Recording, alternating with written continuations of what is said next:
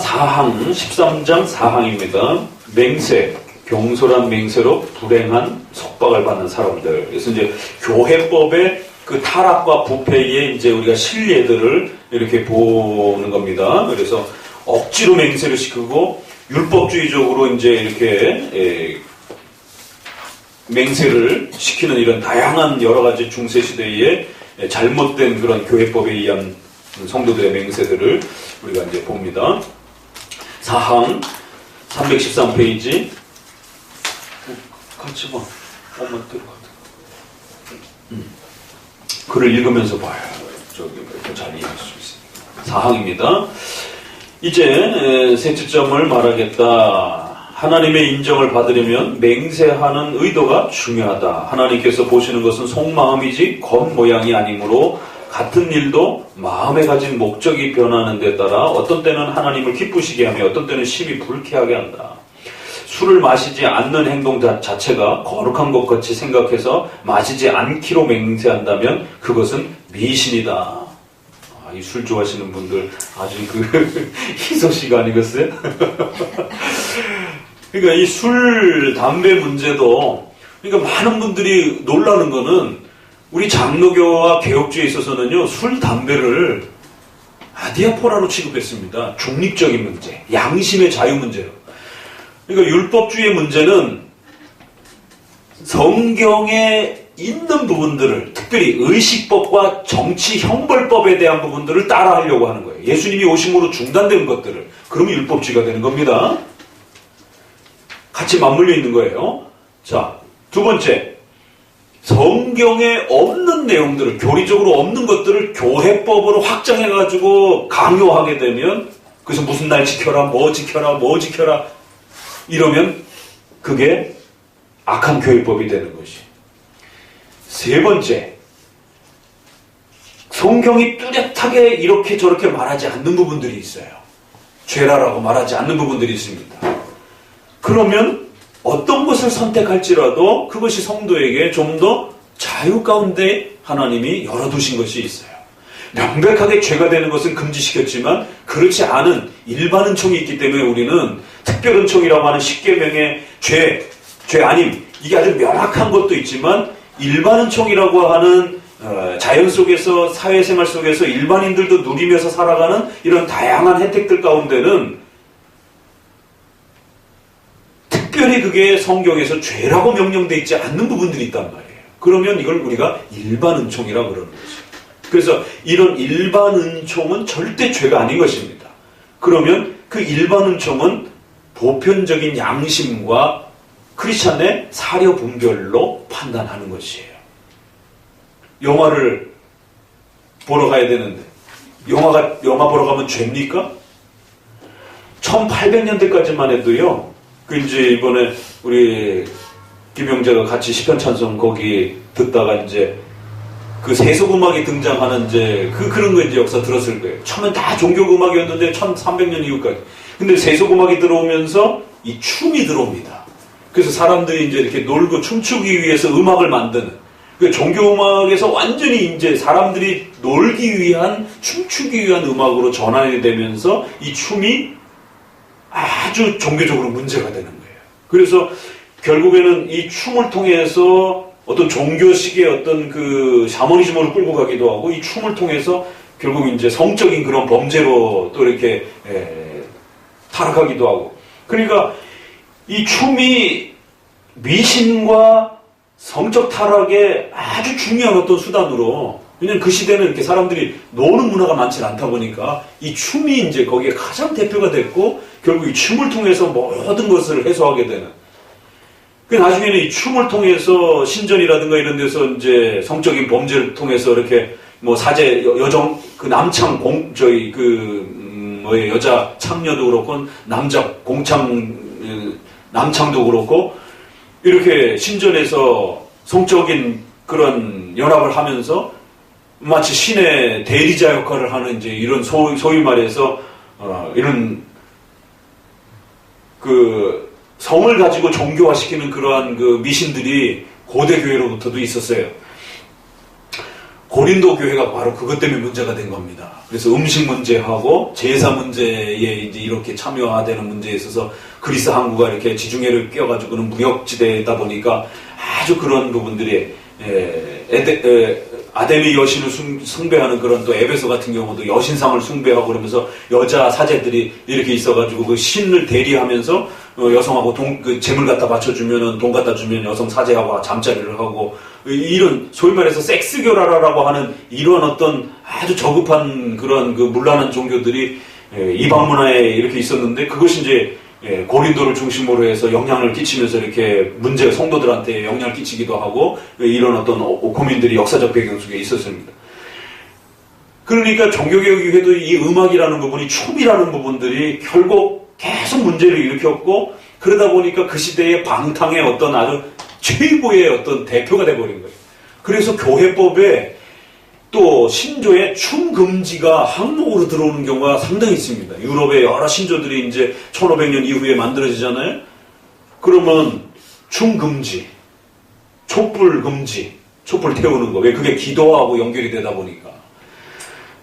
그래서 마리아 상 같은 거 이런 상 놓는 거 금지. 이제 이런 부분이 신조에도 있고 교회법으로도 들어오고 그럴 때. 이게 1800년 유럽에까지 카이퍼 바빙크의 글들 안에도 이런 게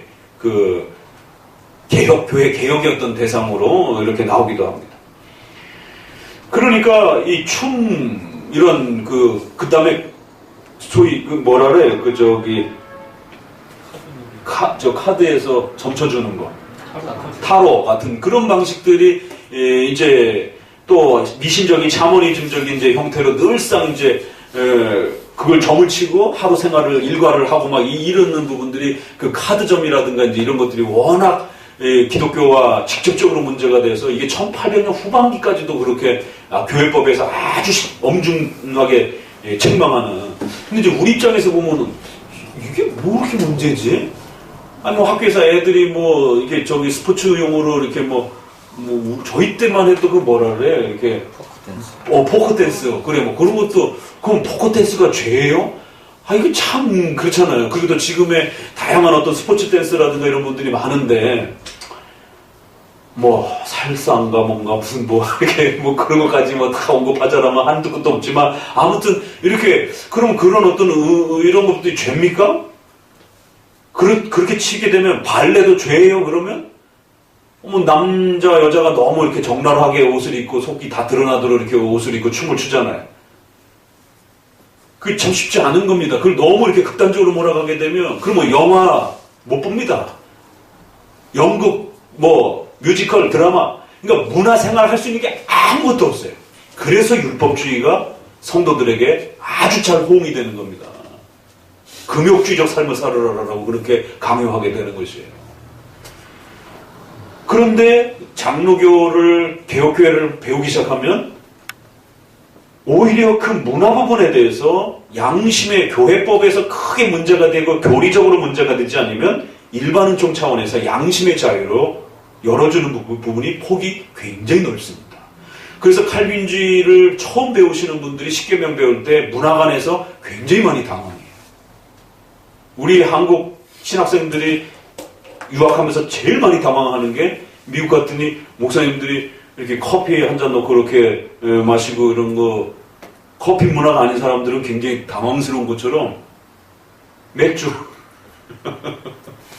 담배 이거 자연스럽습니다. 술, 담배 문제를 아디아포라로 중립적인 문제로 보는 거예요.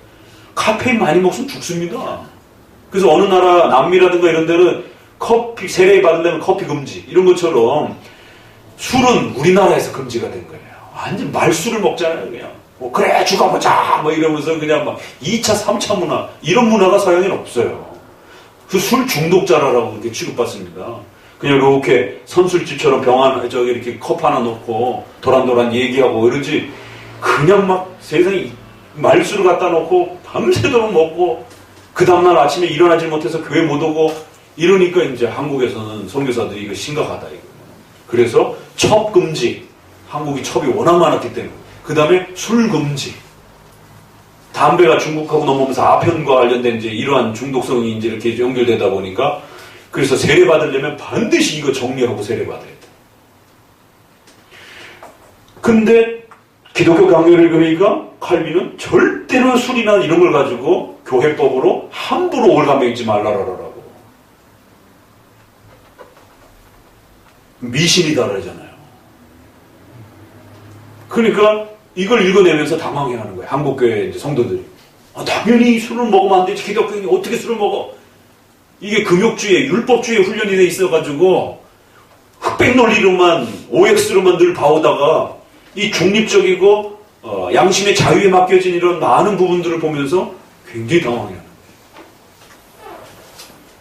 그래서 차라리 율법주의로 살기가 쉽지. 그러니까 이제 좀 널널하게, 좀 이렇게 여유있게 문화생활을 하는 칼빈주의와 개혁주의 성도들을 보면서 저 타락한 인간들 이렇게 비판하는 거예요. 그래서 그 꽉 막힌 사람 두고 맥킨타이어 꽉 막힌 넥타이 꽉 맥혀갖고 외울시라 그랬죠. 중요한 인물이니까 칼 맥킨타이어라고 하는 분이 근본주의 운동을 일으키는 겁니다. 반문화 운동. 그래서 처음에는 자유주의에 대해서 반대하면서 기독교의 근본을 지키는 그런 초기 근본주의 운동이었을 때는 괜찮지만 후기로 넘어가게 되면 완전히 반문화 운동해갖고 결국 술, 담배, 그 다음에 이런 문화생활, 그 다음에 TV 보면은 지옥 간다, 이런 식의 이제 사탄의 이런 것이다라고 이런 아주 극단적인, 이게 한국교회 초창기에 이런 가르침들이 상당히 많았었습니다. 결국 그런 근본주의 운동과 관련해서 칼빈주의자들은 메이첸, 모필드 이러한 전통적인 칼빈주의자들은 그거 그렇게 옥매면 안 된다. 그렇기 때문에 그건 중세시대처럼 성도들의 양심의 자유에 맡겨놓은 걸 갖다가 성도들의 의식주와 관련된 삶을 올가매는 중세시대의 온갖 교회력과 온갖 율법들을 동원해가지고 성도들의 금식기간이 왜 그렇게 많습니까? 사순절이 그래서 위험한 게 40일 동안을 금식을 하는 라마단 금식기도도 있잖아요. 그런 것처럼 교회 안에도 사순절 금식기간을 하면서 그 사순절 기간 동안에는 절대로 부부생활도 못합니다. 이런 과도한 인간의 본성을 넘어서는 이런 무지막지한 이러한 교회적인 율법주의들이 팽배한 부분들을 칼빈주의자들은 절대로 허용할 수 없다라고. 그렇게 되면 성도들의 의식주가 다 망가진다라고. 그럼 성도들 뭐 먹고 살 거냐라고. 그럼 성도들 뭐 입고 뭐 어떻게 어디 살 거냐라고. 그 다 죄니 아니니 이런 식으로 접근하게 돼요. 그러면 양복 입는 건 죄고 조금 캐주얼하게 저렴하게 입는 건 죄가 아닙니까? 그거 어떻게 구별할 거예요? 성경에 어디 있어요? 그런 부분들이. 사치는 죄지만 멋을 내는 건 죄가 아니에요. 멋 내도 돼요. 이쁘게 좀 꾸미고 다니고. 여성의 본질, 여성의 본성이란 말이야. 아름다움을 추구하는 건 여성의 가장 고유한 가치고 그게 여성으로서의 또 최고의 자신의 그러한 또 아름다움을 부각할 수 있는 또 귀한 선물이란 말이에요. 남자가 울뚝불뚝 힘을 가지고 있는 게 본성적인 그의 선물이요. 그 힘을 가지고 봉사하고 이러는 것처럼 여성이 가지고 있는 그 아름다움과 또 이러한 그 미가 가정과 교회와 이런 모든 부분에 있어서 삶을 풍요롭게 하는 것입니다. 여성들이 사치하는 건 문제지만 파마하는데 막 1000만원씩 하고 막 이러면 그건 사치예요. 그렇지만 머리도 안 감고 그냥 똑같은 머리로 그냥 맨날 다니고 그러면 여성의 미가 완전히 상실이 되는 거야. 그럼 이게 도대체 남자예요, 여자예요? 그러니까 그런 부분에서의 최소한은 얼마든지 허락되는 거예요. 그럼 어디까지 파마를 할 거냐? 이게 이제 엄청난 문화관에서 논쟁이 됩니다. 논쟁이 됐었어요, 역사 속에. 그래서 어떤 보수적인 이런 교회들은 여자 바지 입고 오면 징계받습니다. 어디 여성이 바지를 입고 다니냐고. 남자야? 왜 바지를 입고 오냐고. 치마 입고 오라고. 청교도와 관련된 이쪽 그 부분에서 그래서 청교도의 문화는 잘 살펴야 돼. 이 폭이 워낙 넓다 보니까. 우리나라 안에서도 그래서 여성들이 파마하고 교회 오면 당장 파마 풀라고 막 징계받습니다. 치마 입고 와야 돼. 아주 아미시라든가 이제 이런 전통적인 그런 여성상에 대한 어떤 부분들을 지나치게 강요하는. 그래서 여성의 어떤 미와 아름다움을 이렇게 표출하는 것에 대해서 굉장히 문화적으로 거북스러움을 이렇게 표출하는 이게 다 율법주의란 말이에요. 성경에 그 어디에도 파마라는 말이 어디 있어요? 그런데 이제 그게 교회법으로 강화되는 거예요. 그러면 인간의 본성상 여자는 태어나면서 거울을 본단 말이에요. 왜 거울을 봐? 근데 남자 거울을 안 봐, 잘. 그럼 어떻게 설명할 거예요? 그건 본성이란 말이에요. 하나님이 창조해 주신 그 여성의 아름다움을 여성이 본능적으로 그렇게 자기를 꾸미고 자기를 살피고 이런 부분들. 남자들은 본능적으로 근육을 이렇게 키우려고 애를 쓰잖아요. 왜? 사냥을 해서 가족을 먹여 살리고 이래야 되다 보니까 힘이 약하면 죽잖아요.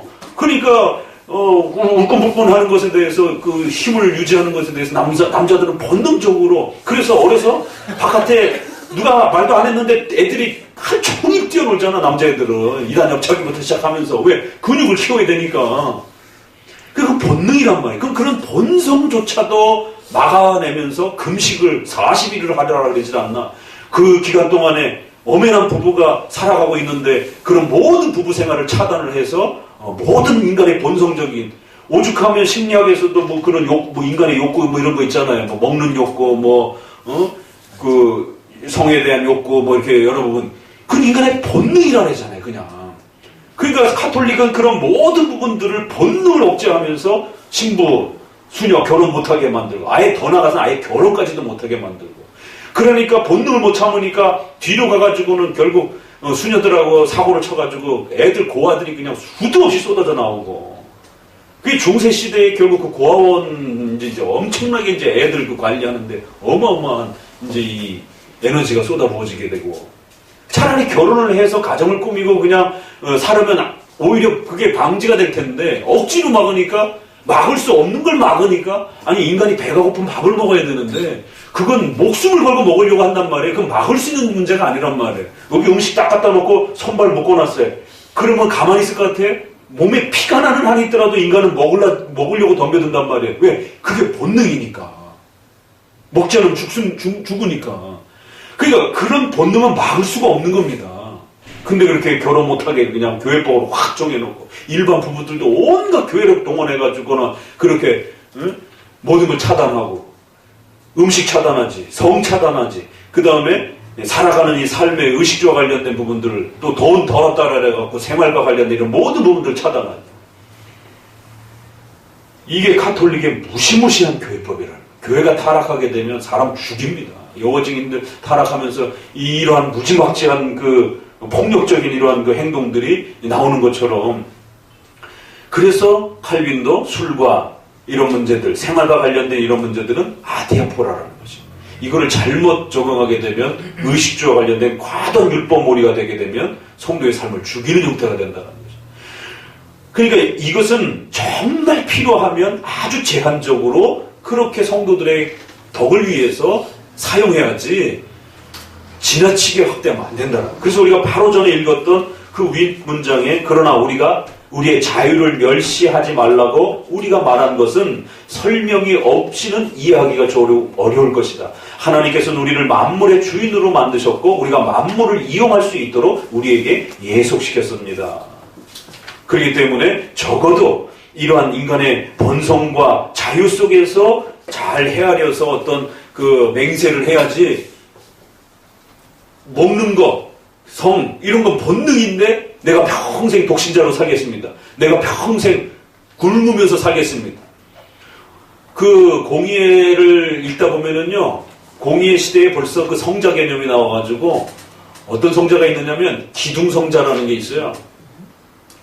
이름이 조금 좀 뭐하지만 기둥서방이 아니고 기둥성자예요. 그 사람은 왜 성자라고 부르냐면 기둥을 만들어 놓고 거기서 평생을 사는 거야. 안 내려오고. 그래서 자기 자신의 몸을 학대하는 거예요. 죄를 짓지 않기 위해서 고행을 스스로 가하는. 그래서 기둥 위에서 그냥 그래서 그걸 기둥성자라고 그래요. 참 타락하니까 교회가 부패하고 타락하니까 참 어디서 꿈에도 보지도 못했던 그런 어떤 희한한 발상들이 교회 역사 속에 나오는 겁니다. 그래서 우리 젊은이들, 청년들, 젊은이들은 절대로 이런 복음주의, 오순절주의, 신비주의, 이 세대주의 이런 데 빠지면 큰일 난다라는 거야. 그래서 목사님이 그런 젊은이들 20대에서 30대로 직장도 구해야 되고 결혼도 해야 되고 이런 모든 인생의 그 아주 최고의 그 아주 에너지가 넘치는 그 인생의 황금기가 꽂힌 시절 아니에요. 그런데 애들을 갖다가 세상에 공부하는 거 다 필요 없다라고 그러고 세상에 직장이랑 좋은 직장 다 필요 없다라고 오직 그냥 전도하고 교회 와서 예배 드리는 것만 중요하다. 멀쩡히 세상에 법대 다니는 애들을 갖다가 고시 공부도 다 못하게 만들어 놓고 그냥 교회 봉사나 하게 만들고 아주 이런 폭력적인 그래갖고 그 어머니가 집안은 다 법조인 집안인데 엄마도 아빠도 다 법조인인데 교회를 잘못 가가지고 애가 고시 공부도 안 하고 머리가 좋으니까 그렇게 법대를 학교를 다니고 있는데 고시 공부 안 한다는 거예요. 그리고 맨날 교회 가서 기타 치고 노래나 하고 속이 타는 거예요, 부모가. 그러다가 어떻게 신학교에서 저를 만나가지고는 제가 이런 일반은총 얘기하니까 세상에 이런 것이 있었군요. 목사님 제발 우리 애들 좀 상담해달라고. 그래가지고는 애를 데리고 와가지고는 몇 개월 상담 이렇게 하면서 성경 공부도 좀 시키고 그래서 신앙 고백서 강요 이런 거 읽혀주면서 봐. 너가 생각하는 거 그게 바른 신앙관이 아니야. 그건 지금 그냥 목사님이 만들어 놓은 신앙인데 그 목사님의 신앙이 맞는지 안 맞는지 객관적으로 점검을 해봐야 될 거 아니야. 너의 목숨이 달린 문제야. 이 신앙의 문제는. 목사님이 그렇다라고 해서 무조건 믿는 게 아니라 그 목사님이 정통 이 장로교 안에서 정통 기독교 안에서 잘 훈련된 분인지 또 그런 가르침을 가르치고 있는지 적어도 검증해 보고 나서 그 다음에 헌신을 해도 늦지 않아. 그러면 우린 기독교니까 루터의 글을 한번 읽고 칼빈의 글을 한번 읽어보자. 그 일반은총 이런 글들을 읽혀주면서 지가 스스로 읽어보면서 이거 이상하다. 뭐 이런 말이 있지? 고민하기 시작하고 그러면서 성경 연관 구절들 또 이렇게 찾아서 성경 이런 구절도 또 있잖아. 교회에서 공부하고 교리 공부하고 성경 이 기독교 강요라든가 이런 부분도 교리 공부를 이렇게 시켜주니까 2달, 3달 딱 공부하고 나니까 애가 목사님 저 잘못 신앙생활 했습니다. 엄청나게 아파하고 고민하더니만 결국 마음을 정하더라고요. 그래 목사님 저 고시 공부하겠습니다. 그래 잘했다. 남들이 갖지 못한 이 좋은 그 조건과 그 좋은 머리를 가지고 네가 여기 교회 와가지고 쓰레기나 줍고 마루 이거나 닦고 기타나 치고 그러면 그 누구나 할 수 있어. 그러나 너처럼 이렇게 남들은 갖지도 못한 그 좋은 머리와 그 좋은 그 환경 속에서 네가 검사 판사가 돼갖고 정말 가난한 사람들을 무료로 변론해주고 이런다라면 얼마나 더 큰 일을 할 수 있겠어. 교회가 어려움에 처했을 때 너가 그 법률적인 지식을 가지고 남들이 못하는 교회를 살리는 엄청난 교회를 살릴 수도 있는 건데 그걸 와갖고 마포로 교회나 닦고 앉았을 거야? 그 은사를 갖고? 그건 너에게 그런 은사를 주신 하나님에 대한 모독이 될 수도 있는 거야.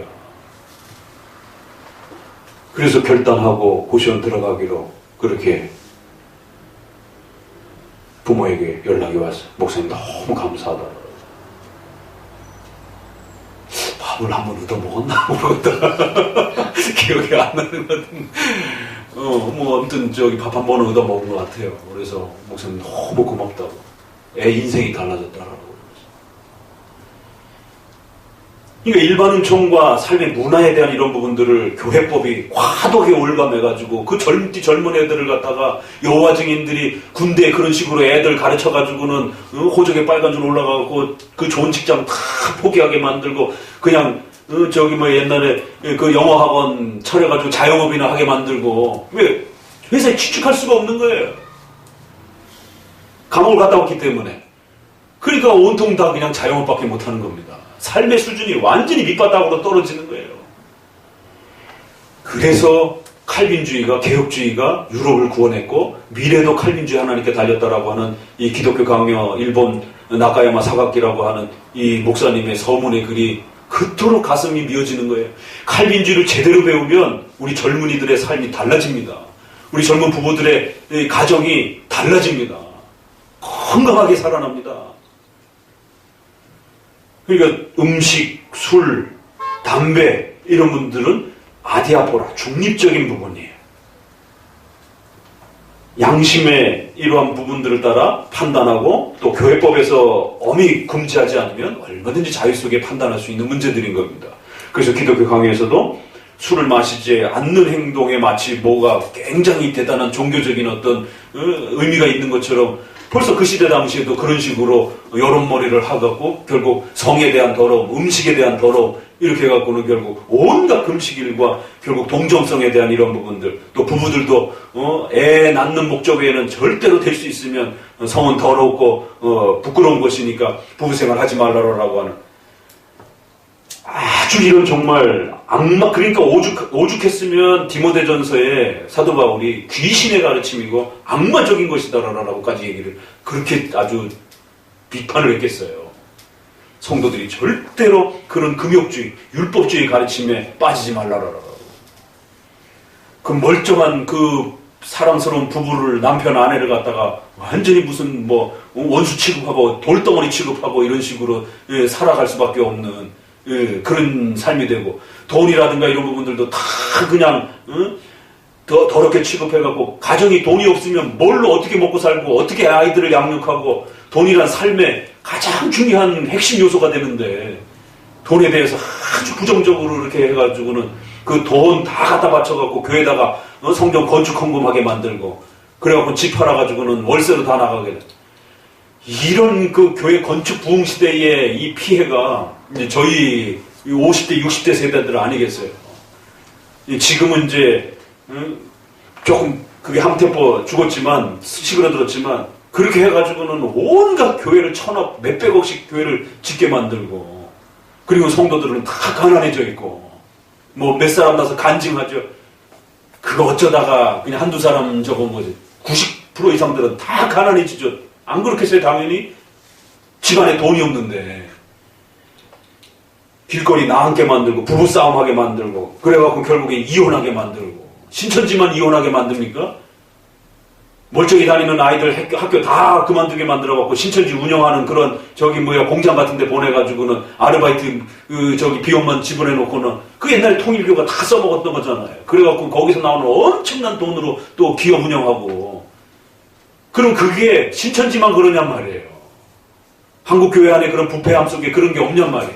그 유사한 형상들이 성도들의 삶을 짓밟고 아주 뭉개는 이런 부분들이 보이지 않게 그런 식으로 이 교회법이 타락하면 이렇게 무섭다라는 겁니다. 그래서 절대로 교회는 성경에 없는 그런 교회법을 가지고 성도들의 의식주와 관련된 삶을 올가매 건다든가 강요한다든가 그걸 목 조르듯이 그렇게 강요하면 큰일 난다라는 겁니다. 하나님 앞에도 징계받고 또 성도들 삶 다 망가뜨리고.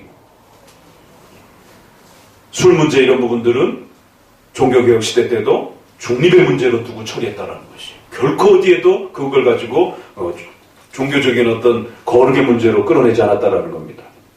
다만 우리나라에서는 그렇게 우리나라 문화가 워낙 술에 대해서 이렇게 노출되어 있기 때문에 그 정도 부분에서 이렇게 좀 억제를 한 겁니다. 내가 아는 범위 내에서는 바른 맹세가 될 수 있는 목적은 4가지 정도를 기억해야 된다. 그러면서 2가지는 과거를 좀 살피고 2가지는 미래를 살피고. 그러니까 좋은 맹세도 있어요. 좋은 소원도 있고. 그러니까 나쁜 그런 맹세를 통해서 망가지는 것도 있지만 좋은 소원도 있습니다. 하나만 좀 더 마무리를 한다라면 그 맹세와 소원에 저희 또 20대 중반에 결혼해가지고 그 교회가 성전 건축하면서 예전에도 한번 말씀드렸잖아요. 얼마나 교묘한지 돈이 없는 부부들까지 다 끌어내가지고는 인후보증 서가지고 대출받게 만드는 얼마나 사악한 정말 이러한 그 온갖 방법을 다 동원해가지고 허리띠까지 마른 수건까지 짜내는 진짜 월세로 사는 저희는 월세 살고 있었기 때문에 돈이 없으니까 그 무슨 대출이라래요. 돈 없는 사람들 대출해주는 그런 방식으로 해가지고는 계좌운동 해갖고는 그때 당시에 400만 원. 30년 전에 400만 원이니까 상당히 큰 돈인 겁니다. 한 계좌당 400만 원. 그럼 지금만 해도 한 1000만 원 이상 되는 돈인데. 그것도 시댁만 하면은 불공평하지 않느냐. 처가댁들 위해서, 구원을 위해서, 처가댁 복을 위해서도 항구자 하라라고. 한국 사람의 가족 문화에 대한 그런 그 약점을 아주 교묘히 파고 들어가지고, 그래갖고 저도 그냥 돈이 없어갖고 항구자만 하려고 그랬다가 사모님이 또 서운해할까봐 그래서 처가댁도 못 받으라고 두 구자를 800만 원을 한 겁니다. 그러면 지금 한 3천만. 그때 제가 전도사 30만 원 월급 받았던 시절이란 말이에요. 어린이집 이렇게 저거 운영하고 저희가 어린이집 선교원 운영을 했던 건데, 그때 아이들 원비가 뭐 5만 원 막 이래가지고 우리가 그때 급여 1인 개인 급여가 진짜 뭐 100만 원도 안 된 그런 시절이었단 말이에요. 80만 원 뭐 이런 많이 받고 막 이런 시절에.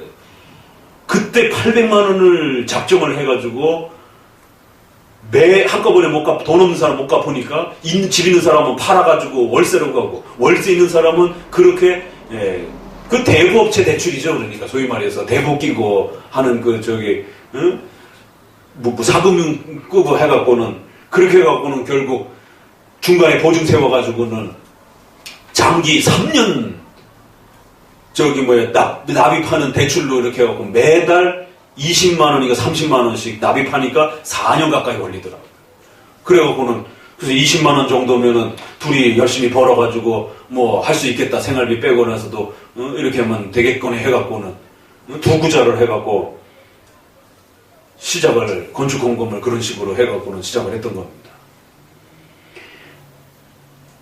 지금 생각하면 얼마나 어리석고 미신적이고. 어떻게 됐냐고요? 다 했죠. 그러니까 아주 짜낼 때는 다 짜내고 방법 다 동원해가지고 온갖 방법 다 동원해갖고 그렇게 빌미를 만들어 놓고는 그렇게 사람들의 돈을 각출해서는 교회를 그럴듯하게 크게 줘놓고, 결국 그거 감당 못해가지고 남편하고 협의가 안 된 상태에서 그렇게 몇 천만 원 몇 억씩 이렇게 했던 사람들은 나중에 이혼해가지고 결국 가정 다 파탄나고, 1억씩 1,000만 원대로 5천만 원 이상 하면은 이렇게 세워가지고는 박수 막 쳐주고. 그러니까 분위기상 뭐 할머니들 그 노래하는 데 가서 뭐 저기 상품 안 사면은 강매하듯이 그렇게 그렇게 분위기 만들어가지고는 헌신하게 하고, 부흥회 끝나고 나면 다 적어내라 해가지고는 적게 적어내서 다시 믿음이 이거밖에 안 되냐고 그러면서 다시 또 적어내라 해가지고는, 이러한 정말 몰지각한 이런 부분들이 막 말하다 보니까 옛날 생각이 나가지고, 그 우리 성도들이 얼마나 불쌍하고 안쓰럽냔 말이에요.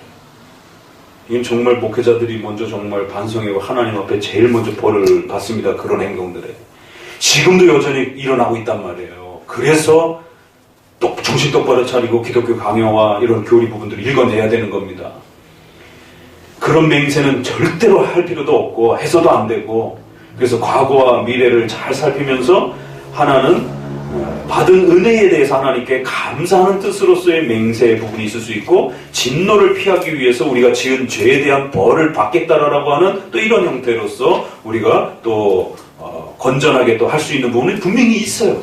그래서 어려움에 처했을 때 하나님 도와주세요. 이렇게 제가 하나님 저희 형편이 나아지면 이렇게 하나님 앞에 섬김에 살겠습니다. 이런 좋은 맹세도 있는 것이고, 또 갑자기 남편이 예기치도 못했던 사업이 어떤 계약이 돼갖고 막 몇 천만 원 보너스를 받았어요. 야, 이거 옳거니. 이러면 안 됩니다. 갑자기 그런 큰 돈이 생기게 되면 그럴 때도 또 서원하셔야 돼요. 하나님 이 돈 어떻게 써야 할까요? 기도해보고 하나님 이 돈 우리가 꼭 필요한데 어떻게 이렇게 쓰겠습니다. 그렇다고 다 외부로 쓸 필요는 없습니다. 형편되는 대로 여러분 가정을 위해서도 쓰고, 또 교회도 돌아봐야 되고, 또 이웃도 좀 돌아보면서 혹시라도 도움이 필요한 데가 있나 없나. 왜? 도와주라라고 준 거기 때문에. 그래서 살피고 나서 살폈는데도 없으면 그때는 이제 목사님한테도 와서 목사님 도와줄 데가 있나요? 그러면서 조금 살펴본 다음에 바로 지갑 닫지 마시고 처음엔 본인이 기도하면서 이렇게 살펴보시고, 그 다음에 당회나 목회자에게 또 이렇게 도움을 요청해서 이렇게 한번 또 물어보기도 하고, 혹시라도 교회 안에 교회 중에 우리가 모르는 좀 도울 수 있는 그런 부분들이 있습니까? 그래서 왜요? 그러면 가끔 그럴 때가 있습니다. 갑자기 하나님이 좀 이렇게 주셔서 이러면 그런 부분에서 11조 외에도 또 이렇게 나름대로 구제금에 대한 부분들을 그렇게 서원할 수 있는 것이 그러면 하나님이 다음에 더 공급해 주십니다. 그게 하나님의 재정 원리예요. 한 번 들어간 지갑에서 안 나오잖아요. 그럼 하나님이 절대로 두 번 다시 안 도와주십니다. 절대로라는 말을 감히 붙일 수 있어요. 이것 봐라. 안 주시는 거예요. 한 번은 훈련시키기 위해서 예기치 못한 한 번 그런 어떤 돈을 주시기도 하십니다. 그런데 줬는데 안 나와. 이것 봐라. 그 다음에는 안 줘요. 그 다음에는. 신기하게 맞아 돌아갑니다. 그게. 아주 법칙처럼 돌아갑니다. 그런데 조금 줬는데 힘에 지나도록 고린도서에 보게 되면 마케도니아 교회가 고린도 교회를 책망하면서 그러잖아요. 너희보다 더 어려운 교회가 마케도니아 교회는 이렇게 서원하면서 이렇게 예루살렘의 기근을 위해서 하겠다라고 하는데 도대체 너네는 뭐 하는 거냐. 한다고 해놓고도 이게 차일파일 자꾸 미루고 그거 책망하는 거예요. 그러니까 너희가 한다고 맹세했으면 그거 지키라라고. 그래야 자원하는 예물이 되어야 되는 것이지 내가 너네들한테 자꾸 채근하고 그렇게 되면 억지로가 되지 않느냐. 그 고린도전서 8장 9장이 인색함에 대한 자원함에 대한 이 중요한 헌금의 원리가 거기서 그래서 나오는 겁니다. 그러면 그렇게 좋은 일이 생길 때도 그렇게 소원할 수 있고 또 어려움에 처했을 때도 생명의 위기를 겪거나 또 집안에 남편의 부도가 사업에 어려움을 겪는 또 질병의 이런 고통을 받거나 이런 삶의 개개인적으로 위험에 처했을 때는 하나님 앞에 나름대로 기도하면서 경건에 이런 부분들을 소원하시는 것은 그건 좋은 겁니다. 그래서 우리 신앙 고백에 맹세와 소원이 분명히 있는 거예요. 그러니까 또 성경을 그걸 또 잘못 읽어내가지고 고린도서에 보게 되면 맹세하지 말지니라 또 복음서에 보게 되면 그걸 또 다이렉트로 그렇게 읽어내면 안 되는 겁니다. 그거는 바로 과도한 맹세와 잘못된 맹세와 이런 부분들을 비난하는 것이지 당장 우리가 세례 성찬 받을 때도 맹세를 해야 되는 거고 교회 등록을 할 때도 맹세를 해야 되는 거고 여러분 결혼하고 회사 가고 직장에 갈 이런 모든 사회생활을 할 때도 반드시 소리로 하든 입으로 하든 맹세와 서약을 해야 되는 겁니다. 서약과 맹세를 하지 않으면 우리 사회가 돌아가지 못합니다. 모든 면들이. 근데 어떻게 맹세를 성경이 금지한다라고 말합니까? 그 본문은 그 흐름을 본문을 잘 읽어내야 되는 거예요. 과도함과 지나침과 욕망을 지적하는 것이지 건전한 이 맹세를 지적하는 게 아니에요. 자, 그래서 조금 내려오시면 같이 읽어봅니다. 지금도 중간에 지금도 주께서 우리를 어떤 재난이나 어려운 병이나 그 밖의 위기에서 구출해 읽어보세요. 때에는 이런 맹세가 우리에게 유익할 수 있다. 하나님의 은혜를 잊지 않겠다는 엄숙한 표시로서 서원의 제물을 하나님께 바치는 것은 경건한 사람의 의무와 상치하지 않기 때문이다. 분명히 좋은 맹세가 있고 그런 맹세와 서원들을 통해서 성도들이 신앙이 더욱 돈독하게 자라가는 중요한 계기도 된다라는 겁니다. 그 아래 맨 아래 줄 그러므로 자유에 맡기기만 한다면 이런 맹세는 허락되리라고 나는 생각한다. 그걸 너무 율법적으로 이렇게 몰아가지만 않으면 얼마든지 성도들이 자원하는 마음으로 또 개인적인 삶 속에서 이렇게 하면 그건 얼마든지 좋은 것이다라는 겁니다. 자, 5번 미래에 관한 맹세 읽어봅니다. 시작. 이미 말한 바와 같이 미래에 관한 맹세는 우리를 더욱 조심스럽게 만드는 것도 있고 우리의 의무를 다하도록 자극하는 것도 있다. 그래서 때로는 맹세를 함으로써 그것을 일시 사용하지 않는 것은 결코 미련한 일이 아니다. 음식을 줄인다든가 또 뭐 기도 시간을 정해서 또 이렇게 좀 더 기도에 집중을 한다든가 또 두 번째 아래쪽으로 뭐 경건에 필요한 의무를 잊어버리거나 게으리할 때에는 맹세를 해서 기억을 불러일으키며 태만을 떨어버리는 것이 나쁠 까닭이 무엇이 있겠느냐라는 거예요. 그러니까 이렇게 자기의 경건 생활을 좀 가다듬고 좀 이렇게 할 때도 얼마든지 그런 부분들이 충분히 자원함 속에서 가능하다라는 거예요. 나는 이 두 가지 맹세가 일종의 초보적인 훈련이라는 것을 인정합니다. 그러나 힘이 부족할 때 보조수단으로 이용한다면 무지하고 미숙한 사람들에게 아주 유익하다라는 거예요. 극단적으로만 쓰여지지 않으면 아주 좋은 거라는 겁니다. 그래서 6항에 일반적으로 그럼 합당한 맹세는 뭐가 있을까 이제 들여다보자라는 거예요. 읽어봅니다. 이제 일반적으로 합당한 맹세에 대하여 어떻게 생각할 것이냐 하는 것을 읽어보세요. 출연하는 것은 모든 신에게 공통된 맹세가 하나가 있다. 그것은 세례 받을 때 하는 것이며 교리문답과 성찬 참가로 확인된다. 성례는 일종의 계약과 같은 것입니다. 이 계약에 의해서 주께서는 우리에게 자비를 베푸시며 영생을 주신다. 그리고 우리는 순종할 것을 주에게 약속한다. 이런 부분들은 신앙적 맹세와 선이기 때문에 아주 중요한 겁니다. 자, 맨 밑에 둘째 줄 같이 읽어봅니다. 그러나 내가 거룩한 것이라고 단언한 맹세들도 매일 실행하라고 권하진 않는다. 나는 수요나 시기에 대해서는 감히 어떤 지시도 할 수 없으나 나의 충고에 순종하는 사람이라면 신중하고 일시적인 맹세만 할 것이다. 그러니까 이러한 신앙의 맹세, 또 그 외에 삶의 여러 가지 생활의 이런 맹세 부분들은 신앙적인 맹세는 공적인 거니까 당연히 공적인 형태로 이루어지면 되는 거고요. 사적인 맹세들은 얼마든지 그 수요와 시기에 대해서 그걸 지나치게 교회법으로 몰아가면 안 된다는 겁니다. 그건 성도가 자유롭게 판단할 수 있고 교회가 공적으로 하는 일들은 공적으로 또 할 수 있는 것이고, 그래서 그런 부분들은 충분히 교회 안에서 결정하면 된다는 것이에요. 사악한 맹세. 그렇기 때문에 이런 부분들을 잘 살펴서 헤아려야지 지나치게 교회법으로 율법주의로 몰아가게 되면 어떤 사람은 포도주를 마시지 않는 것 자체가 하나님을 기쁘시게 하는 경배인 듯이 금욕을 맹세했다. 이걸 보세요. 이거 포도주, 술 이런 부분들을 다 그냥 열어놓은 것을 보게 됩니다. 교회법으로 막지 않았어요. 또 그리고 교회력에 대한 문제.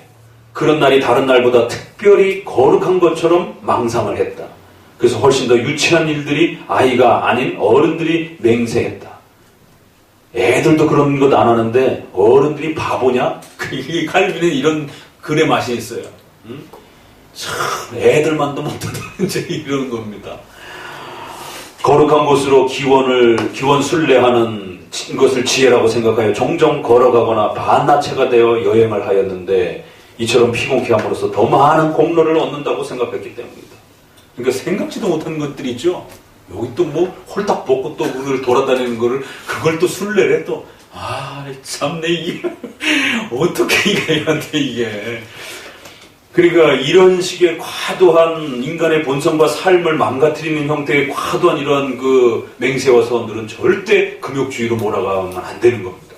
오늘 우리 시대도 세대주의 때문에 이 금욕주의에 대한 이런 율법주의가 우리 주변에 굉장히 교회 안에 팽배하여 있고 많이 들어와 있습니다. 그리고 더더구나 칼빈주의 한다는 사람들이 특정한 그 16세기나 17세기 또 어떤 그러한 특정한 어떤 이 교회법이라든가 이런 거에 집착을 해가지고 그거 외엔 다 틀린 것처럼 그것만 개혁하면 다 되는 것처럼 이래가지고는 교회법 어디에도 예배 순서를 이렇게 잡는 게 가장 성경적이라는 거 그 어디에도 없습니다. 그걸 정할 수도 없고 규정원리라고 했을 때는 예배 모범 형태로 해서 기본적 요소만 잡아주고 나머지는 교회가 정할 수 있도록 당회가 정할 수 있도록 자유를 준 거예요. 그럼 순서를 어떻게 잡아야 될지 성경 그 어디에도 이걸 먼저 잡으라고 아무 데도 없습니다. 규정원리라고 하지만 순서를 어떤 걸 어디다 잡아야 될지 눈 씻고 찾아도 아무 데도 없어요. 찾은 사람이 있으면 가져가고 생각합니다. 그러니까 그런 부분에서는 자유롭게 좀 더 교회마다 어떤 교회는 이렇게 잡을 수 있고 어떤 교회는 이렇게 잡을 수 있는 거예요. 근데 그거를 꼭 이렇게 잡는 게 마치 가장 인터넷에서 이런 자료들이 아주 그냥 성도들의 신앙을 더 혼란케 만들고 그래서 칼빈주의, 개혁주의 한다는 사람들이 인터넷 자료 잘못 뒤졌다가는 더 큰 혼란을 겪으면서 더 이 개혁주의에 대한 부분들에 대해서 싸우게 되고 공격하게 되고 비난하게 되고 그리고는 자기 자신은 우월한 것처럼 아주 그런 종교적 그런 자만심에 빠져가지고 그렇게 그게 전형적인 율법주의입니다. 이게 결국 그런 눈으로 보게 되면 칼빈이 어떻게 수용이 되겠어요? 이런 말을 하시는 분이 너네 마음대로 해라 자유롭게 해라 나는 그거에 대해서 관여하지 않겠다. 나중에 칼빈도 쳐낼 거예요. 그렇게 되면 교회법이라는 게 이렇게 무서운 겁니다. 나중에 그 칼로 자기 자신도 치게 되는 겁니다. 자기 자신도 그렇게 못 살면서 그렇게 되면 나중에는 결국에는 산속에 들어가서 자기 혼자 살든가 무슨 기둥에 올라가고 평생에 기둥성자처럼 살든가 이런 진짜 해괴망측한 그런 과격한 금욕주의적 삶들이 잘못하면 나오게 되는 거예요. 성경에서 말하는 신앙은 믿음으로 구원받는 거고 그 믿음을 통해서 십계명의 성화를 율법의 이러한 아름다움들을 우리가 힘 닿는 대로 최선을 다해서 살아가는 것이에요. 그러면 좀 더 부족한 사람도 있고 좀 더 열심히 하는 사람도 있고 다양하게 그 성도들이 그 삶을 나름대로 최선을 다하면서 그렇게 살아가도록, 그러면서도 십계명에서 명확하게 우리에게 또 방향을 제시해주지 않는 부분들에 대해서는 좀 더 양심의 자유를 가지고 성도들이 얼마든지 하나님을 섬기고자 하는 그 목적과 방향만 맞으면 얼마든지 이렇게 선택할 수도 있고 저렇게 선택할 수도 있는 그러한 자유를, 왜? 그들이 적어도 믿음을 갖고 있고 그들이 적어도 십계명을 사랑하는 사람이라면 적어도 막 살지 않습니다. 그럼 그들이 각자 자신의 삶 속에서 양심의 빛과 기독교인의 신중한 사려 분별로 얼마든지 자유롭게 그들이 판단하며 살아갈 수 있는 거예요. 왜요? 성령의 내적 조명이 또 약속되어 있으니까. 이 칼빈주의 기가 막히게 멋있잖아요. 그래서 하나님의 말씀을 방향성을 제시해 주면서 그 하나님의 법 안에서 수고하고 무거운 짐진 자들아 내 말씀을 먹고 살아라. 그 말씀 안에서만 있으면 너희가 얼마나 자유롭고 진리가 너희를 자유케 하리라. 그게 저는 무슨 말씀인지 모르고 칼빈주의를 하고 나서 깨달았어요. 이게 죄에서 자유롭다라는 말도 되고 우리 양심의 삶 속에서도 자유롭다. 그래서 목사님 주식하는 게 죄입니까? 목사님 노래방 가면 죄인가요? 목사님 해리포터 영화 보면 죄인가요? 애들 해리포터 영화 다 보고 왔는데 여기 교회 애들만 영화도 보고 와서 애들하고 말도 못 붙이고 그런 마술과 그런 그 귀신 나오는 거를 뭐하러 애들 봅니까? 제 주변에 이 교회를 스쳐 지나갔던 분들이 했던 얘기들입니다. 남 얘기가 아니에요. 노래방 가서 찬송가만 부르지 마세요, 제발. 그게 더 이상합니다. 노래방 가서 건전한 가요들이, 좋은 가곡들이라든가, 건전한, 좋은 그런 정서적으로 좋은 그런 노래들 얼마나 많아요. 아주 좀, 그렇게 좀 싸구려 노래 말고, 그런 거 가족들하고 부르세요. 이게 문화에 대한, 교회법에 대한 이 하나님의 뜻을 모르니까 하나님도 자유롭게 열어놨는데 교회가 목을 조르고 있는 거예요.